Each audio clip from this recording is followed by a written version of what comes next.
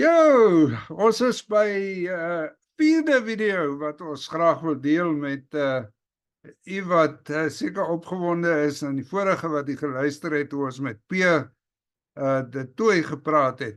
Peer wat van Jacob's Well betrokke is by wonderlike goed wat hulle doen.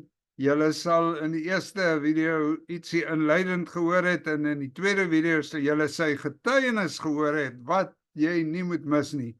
En in die derde video het hy bietjie vertel van Jacob's Well, wat hulle doen en ongelooflik, hier onder ons neuse kan jy amper sê, hier in Centurion, hier in Gauteng, gebeur goed wat hoog en groot en wonderlik tot die eer van die Here is en baie mense se lewe verander.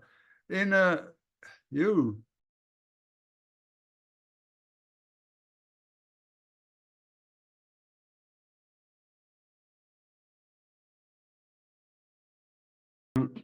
Baie dankie Chris, ek waardeer. Ek dink een van die wonderlikste dinge wat ek eerstens wil deel is die Here se getrouheid in nou amper 16 jaar, waar ons nog nooit broodgebrek gehad het, of 'n tekort gehad het aan dit wat ons nodig het nie. Daar's 'n gesegde wat sê, it is not how much I want, it is how little I need.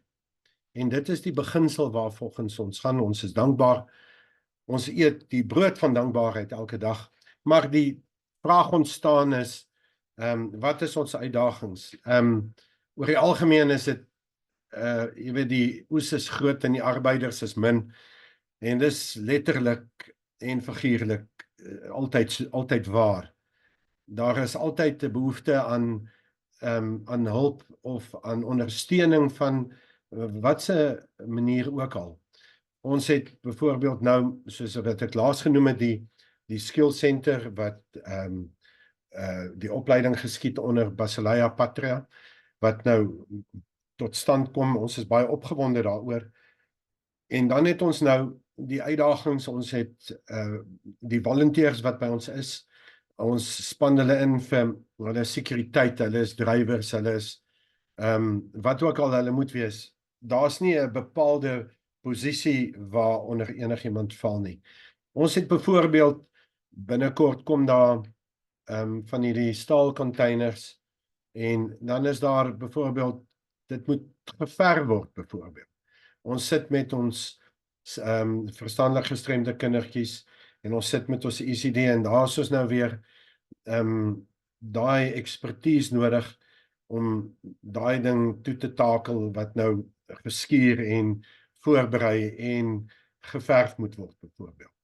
So buiten die produkte wat nodig is daar ook die kundigheid wat soms ontbreek of wat beskikbaar is.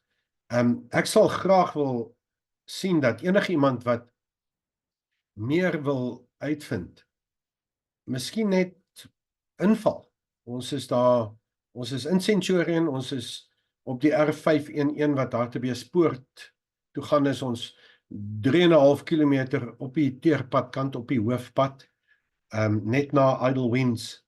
En dan kom vir 'n koppie tee of kom vir 'n koppie koffie en dan kan ons vir u wys wat ons doen en dat die Gees van die Here u self lei om te sien waar u betrokke kan raak, of dit nou is by die tunnels of by die verstandelik gestremde kinders of by die klein ECD pikkies, hulle is normale kinders, of dit daar die omvang van betrokkenheid is oral beskikbaar in terme van gemeenskap, familie, opvoedkunde,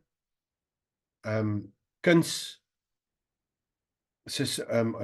selfonderhoudendheid, dit is al die fasette van wat ek glo die koninkryk beskryf op aarde, het ons die elemente, want iets sal, glo ek, in u hart roer om te sê, maar weet jy wat, ek sal ietsie met die kinders kom doen, met die kleintjies, ons kan 'n bietjie kunswerk doen, of kleiwerk, want alles het te doen met die opheffing van die kindertjies, en die versorging van hulle.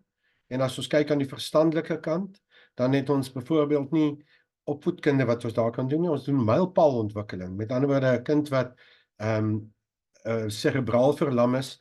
Ons het in 2019 het Jacobs Well die Kanyisa toekenning gekry vir as die beste NGO for mental health care in die hele Gauteng. So hulle het hospitale, klinieke, dis nou al die jy noem dit in daai hospitaal of daai kliniek was op die lys. Hulle het hulle eie kategorie gehad, ons was genomineer en ons het die toekenning gekry weens die vooruitgang wat ons bring vir cerebraal gestremde kinders wat ons met rame wat van Finland afkom. Ons het die Finne wat van Tampere Universiteit wat ons ondersteun het en rame ingevlieg het waar die kind in 'n staanposisie kan kom. Hulle dink eers dis hulle gaan doodgaan in die proses, maar ons het al 'n cerebraal gestremde kindjie wat die ouers sal afgeneem het in 'n winkelsentrum wat self kan loop al. So dis soos 'n uitsny mannetjie wat so loop. En ons het 'n waterkoppie wat al kan kruip en ons het ander wat ook ontwikkel word op hulle mylpale. So daar's iets vir almal wat bereid is om uit te reik na dit wat ons noem die Here se koninkryk hier op aarde.